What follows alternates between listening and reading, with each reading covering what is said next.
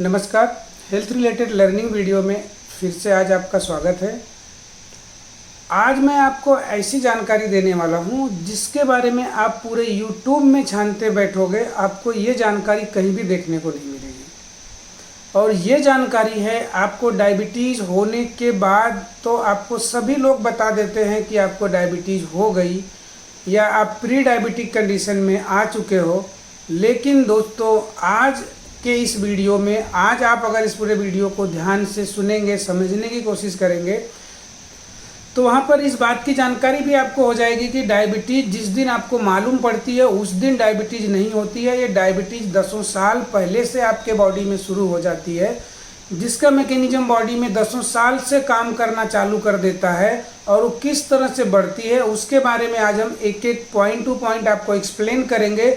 और अगर आपके घर में किसी को डायबिटीज़ है, आपको डाउट है कि मुझे भी डायबिटीज़ इन फ्यूचर हो सकती है, या आपके फैमिली हिस्ट्री में डायबिटीज़ की हिस्ट्री आती है, तो उस कंडीशन में अगर समय रहते आप एक एक चीज़ों को, एक एक बातों को ध्यान रखते हैं, आप समय पर टेस्ट करके जानकारी लेने की कोशिश करेंगे, तो आपको ये पहले से मालूम हो जाएगा कि आपकी बॉडी किस कंडीशन में चल रही है। क्या रियल में इन फ्यूचर आपको डायबिटीज़ हो सकता है या नहीं हो सकता है।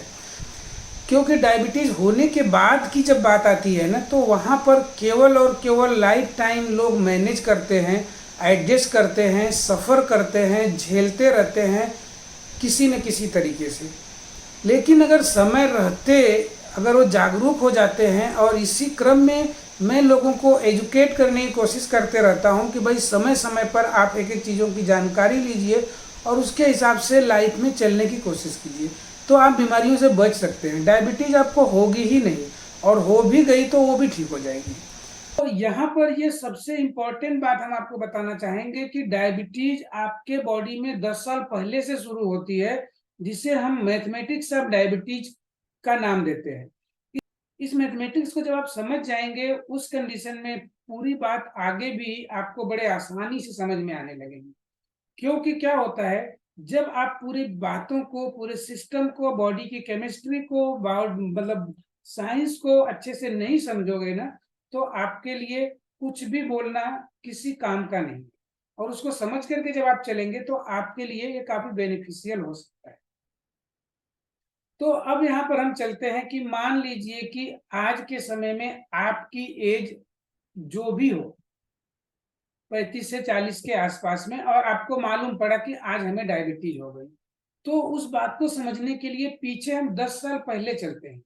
जब आपकी उम्र 25 साल के आसपास रही होगी, उस समय उस 25 साल की एज में इस दिए हुए फिगर में आपको दो कलर में आपको दिखेगा, यहाँ पे ब्लॉक टाइप का, जिसमें एक है ग्लूकोज और एक है रेड वाला इंसुलिन को दर्शाता है, और ब्लू जो है ग्लूकोज को दर्शाता है। तो आप देखिए कि जब आपकी उम्र 25 साल की थी, और यहाँ पर हम एक बात ये भी बताना चाहेंगे कि जो आपको इंसुलिन टेस्ट कराते हो ना, इंसुलिन का जब चेकअप कराते हो, इंसुलिन की रिपोर्ट निकलवाते हो, वहां पर आपको पैरामीटर्स दिया जाता है कि 5 से लेकर 25 तक नॉर्मल। तो दोस्तों, 5 से 25 तक नॉर्मल नहीं होता है। यहाँ पर भी ये साइंस का जो सिस्टम है ना, ये कहीं ना कहीं हमें गुमराह कर देता है। वो कैसे करता है वो भी आप समझिए। क्योंकि 25 के बाद आपको सिम्टम्स आते हैं, लक्षण आते हैं। 25 को जब क्रॉस कर लेते हो आप ना, तब तो आप बीमारी में आ जाते हो। और बीमारी में आने के बाद आपको बताया जाता है कि भाई आप इस कंडीशन में, तो ये कोई बड़ी अच्छी और आज के इस जागरूक समय में अच्छी बात नहीं। तो जब आप 25 साल पहले, यानी जब 25 साल की उम्र में थे, उस समय, आज के समय में भी मैं बोल रहा हूं ऐसा नहीं है, आप कभी भी किसी 20-25 साल के उम्र वाले किसी भी नॉर्मल इंसान का ब्लड शुगर और इंसुलिन दोनों साथ में टेस्ट करवाइए, चेक करवाइए सुबह सुबह, फास्टिंग, जिसे हम फास्टिंग इंसुलिन और फास्टिंग ग्लूकोज की बात करते हैं। उस समय आप देखेंगे कि ये जो आपको यहाँ पर स्क्रीन पर दिख रहा है 5 का लेवल, ये 5 के लेवल के आसपास में आपको दिखेगा।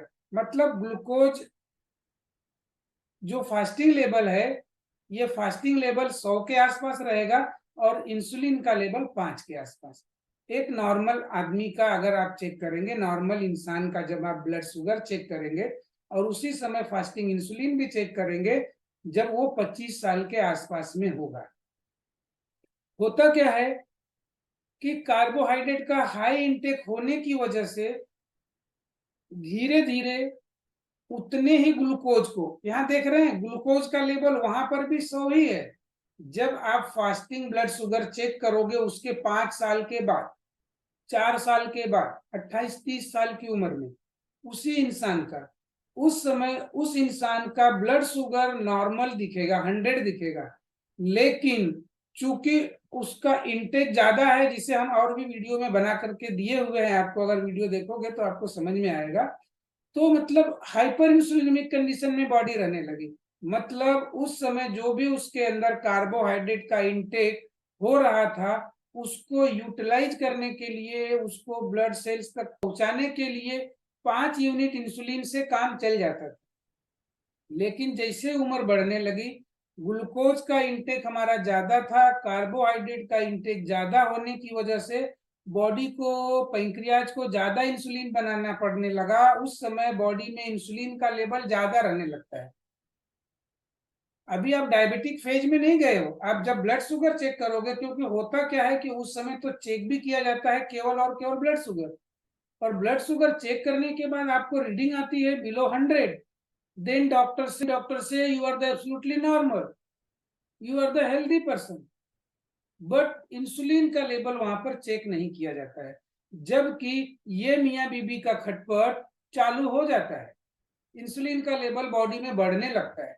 उस समय उस उतने ही ग्लूकोज को इंसुलिन ज्यादा लगने लगता है, कुछ समय और जाता है, धीरे धीरे हाइपर इंसुलिनिमिक कंडीशन में बॉडी आने लगती है, जिसे हम हमेशा बोलते रहते हैं कि भाई आपकी बॉडी हाइपर इंसुलिनिमिक कंडीशन में जा रही है।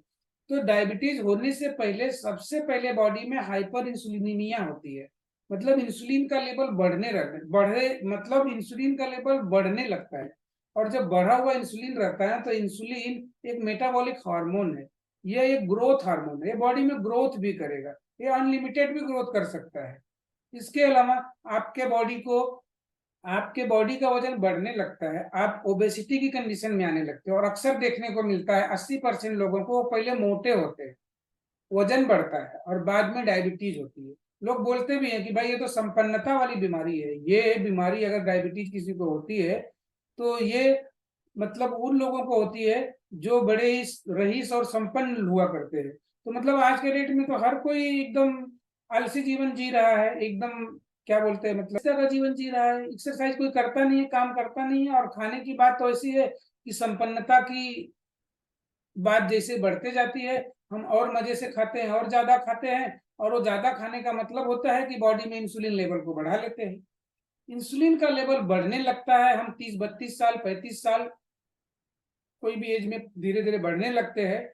और उस समय भी जब आप ब्लड शुगर चेक करोगे ना, तो उस समय भी ब्लड शुगर आप देख लीजिए, यहाँ पर 100 की रीडिंग दिखा रहा है, मतलब इंसुलिन का लेवल 10 से 12 रहने लगा, 15 रहने लगा, 20 तक पहुंच गया। अब 20 तक पहुंच गया क्योंकि उस समय आपकी बॉडी हेल्दी है, आपका पैंक्रियाज हेल्दी है, सफिशियंट मात्रा में इंसुलिन का प्रोडक्शन कर रहा है, जितनी जरूरत है उतनी वो फैक्ट्री इंसुलिन बना रही है,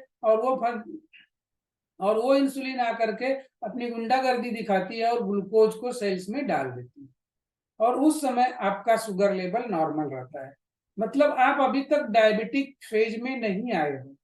तब अब अगली बात आती है, यहाँ पर बॉडी कंपेंसेट करते रहती है, इसे हम कंपेंसेटरी कंडीशन बोलते हैं। कंपेंसेट करते करते अब क्या होता है कि वो कंपेंसेट करने की कंडीशन भी धीरे धीरे खत्म हो जाती है, और तब होता है इंसुलिन का प्रोडक्शन धीरे धीरे, बीटा सेल्स काम करते करते डैमेज होने लगते हैं, उनकी इफिकेसी कम होने लगती है, बीटा सेल्स का प्रोडक्शन धीरे धीरे कम होने लगता है, और इंसुलिन का प्रोडक्शन भी कम होने लगता है। बीटा सेल्स की प्रोडक्टिविटी कम होने लगती है और जिसकी वजह से इंसुलिन का प्रोडक्शन धीरे धीरे कम होने लगता है।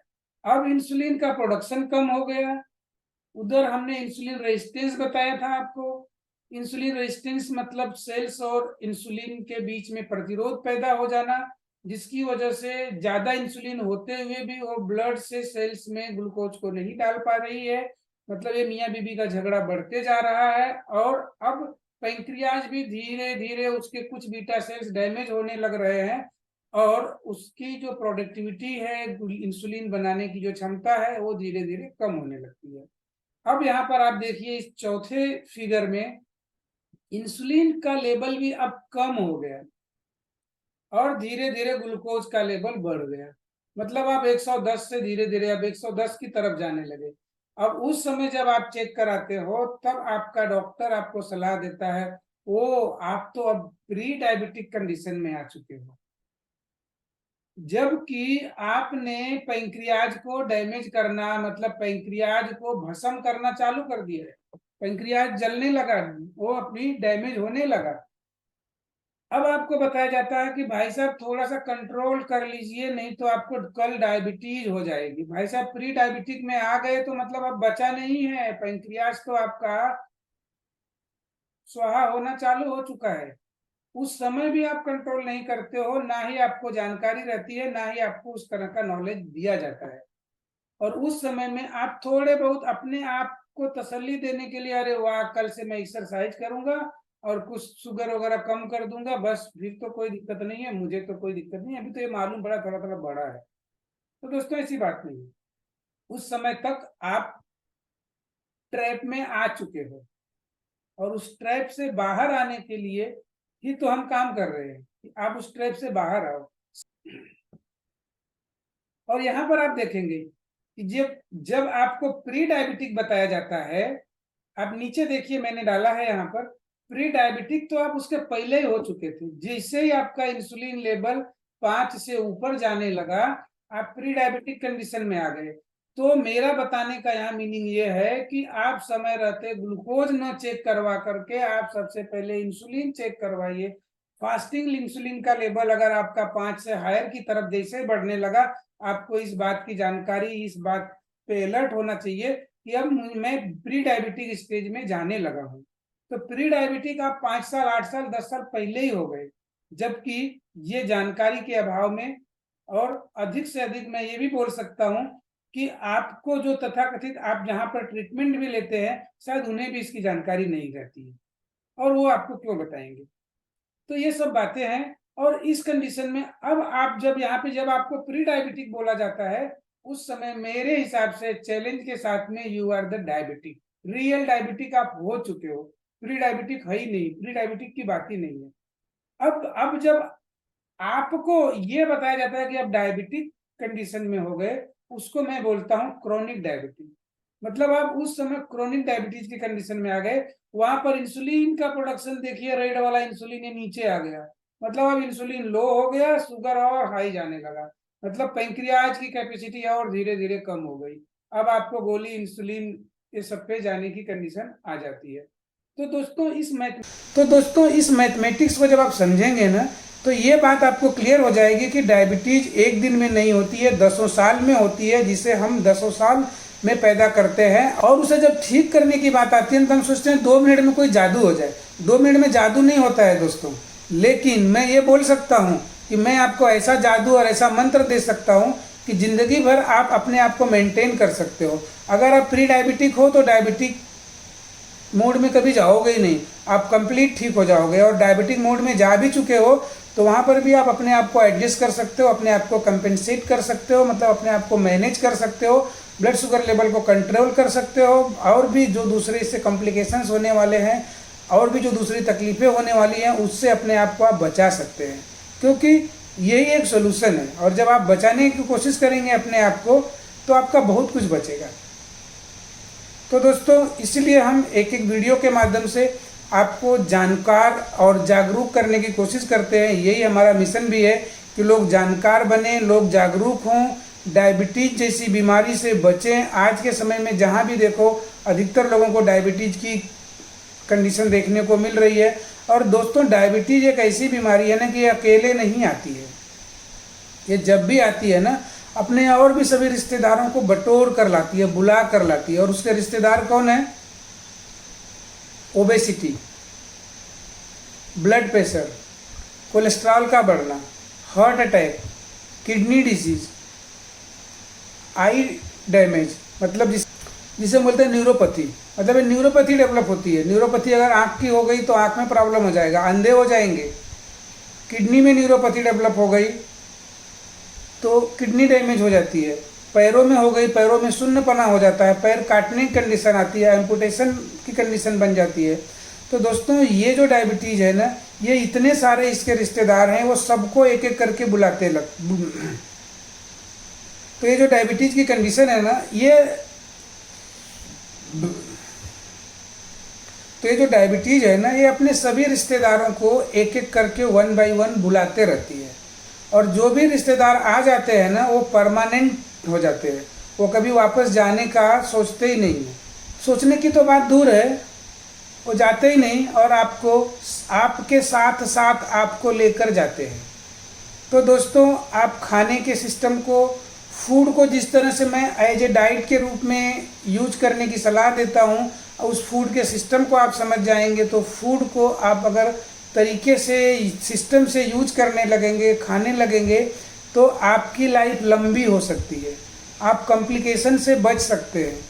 आपके जो ये डायबिटीज़ के जितने रिश्तेदार हैं, ये इनका आना बंद हो जाएगा, और ये रिश्तेदार जब आना बंद हो जाएगा तो आपकी बॉडी मज़े में रहेगी। तो यही तो हम चाहते हैं, लेकिन अभी आपके ऊपर डिपेंड करता है कि आप क्या चाहते हैं। आप घुट घुट कर मरना चाहते हैं, आप दवाइयों के चक्कर में मरना चाहते हैं, ये आपके ऊपर डिपेंड करता है। तो दोस्तों अगर ये मेरा वीडियो थोड़ा भी आपको ज्ञानवर्धक, स्वास्थ्यवर्धक, फ़ायदेमंद लगता हो तो हमारे इस वीडियो को ऐसे ज़रूरतमंद लोगों को भी शेयर कीजिए। साथ साथ में अगर हमारे इस चैनल को पहली बार देख रहे हैं तो हमारे चैनल को सब्सक्राइब करके रखिए, शेयर भी कीजिए, कमेंट्स भी कीजिए, ताकि हमारा भी मनोबल बढ़े।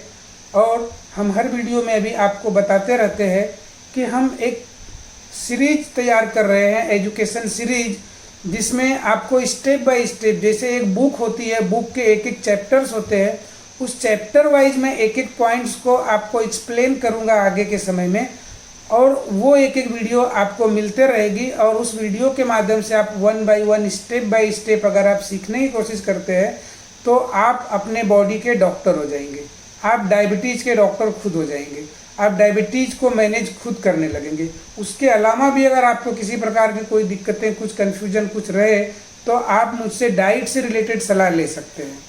मैं मेडिसिन की सलाह नहीं देता हूं दोस्तों, मैं ये सलाह देता हूं कि डाइट से किस तरह से आपकी मेडिसिनें बंद की जा सकती हैं, खाना को आप किस तरह से परिवर्तित करके पूरी खानदान को बदल सकते हो। और इसलिए मैं दोस्तों बड़े चैलेंज के साथ बोलता हूं कि खाना खानदान ही नहीं, खाना जीन्स तक को बदल देता है। आइए मेरे साथ मिल करके जीन्स तक को बदलने की कोशिश करते हैं, खाने के माध्यम से डायबिटीज़ में क्या रखा है। धन्यवाद दोस्तों।